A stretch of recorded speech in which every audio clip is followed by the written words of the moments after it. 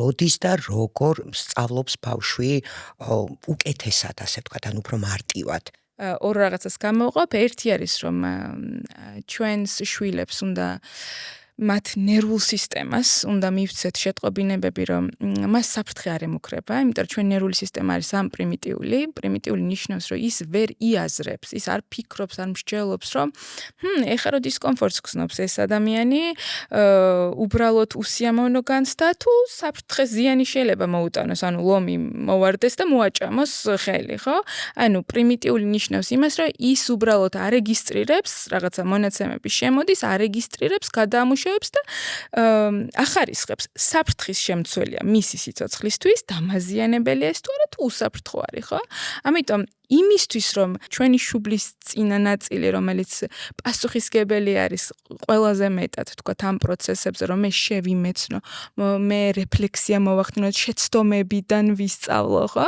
ამისთვის მნიშვნელოვანია, რომ ჩვენი სტრეს რეაქციის სისტემა არ იყოს გადაძაბული. ენერგია იყოს ისე გადანაწილებული, რომ ენერგიაც მიდიოდეს, თქვათ, შუბლის წილში, იმ ნაწილში, რომელსაც სჭირდება კონცენტრაცია, რომელსაც სჭირდება ბევრი გლუკოზა და ენერგია არ წავიდეს იქ, რომ უბრალოდ კუნთები მოიჭიმოს, შიში ვიყოთ და ასე შემდეგ. თუმცა ეს სკოლის, ალბათ ეხა სკოლაზე გადავედი, ხო? პატარაობაში უკვე სანამ სკოლაში შევა ადამიანი, ხო? თამაში არის იდეალური ვარიანტი. აი ზღაპრების წაკითხვაც, ხო, როგორ წაუკითხავ, ესეც ძალიან მნიშვნელოვანი და ძალიან მნიშვნელოვანი კომპონენტი არის. მთელი შენი გამომეტყველებით, ხო, ემოციებით, იმიტომ რომ ეს არის ის ემოციური კომპონენტი, რომელიც თავისთვის ეუბნება, რომ ვა, საინტერესოა და რადგან საინტერესო, მოდი ყურადღება მიაქციე. და ყურადღებას რომ მიაქცევ უკვე, ხო, ისე რომ არ იფიქრო, რომ ვაიმე ახლა რამე ისეთი ხო არ იქნება ჩემთვის, ხო არ გამსჭიან ან გამკითხავენ რაღაც რომ მკითხონ და რო ვერ უპასუხო სწორად, ხო?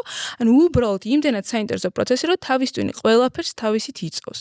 ანუ ერთი დასწავლის პროცესი რომ მოხდეს, ანუ უსაფრთხოების განცდა, მოკლედ დაცულობის განცდა უნდა იყოს ნომერ პირველი. ბავშვი უნდა გრძნობს, რომ იმ სიტუაციაში იგი დაცულია და ის რაღაცა გამოწვევები თუ პატარა, არ ვიცი, წინაღობები პირიქით საინტერესოა. ამ შემთხვევაში დასწავლის პროცესი ხდება შემეცნება ხდება ბავშვი ახალ კითხვებს ობს და ასე შემდეგ. მეორე რაც არის ასევე ძალიან საინტერესო ნეიროფსიქოლოგიური პერსპექტივით იმის რომ დასწავლა მოხდეს მოძრაობას აქვს ძალიან დიდი მნიშვნელობა რა. ხო? ანუ ის ქსელები თავის ტვინში რომელიც პასუხისმგებელი არის ჩვენი სხეულის კუნთების მოძრაობაზე, ხო?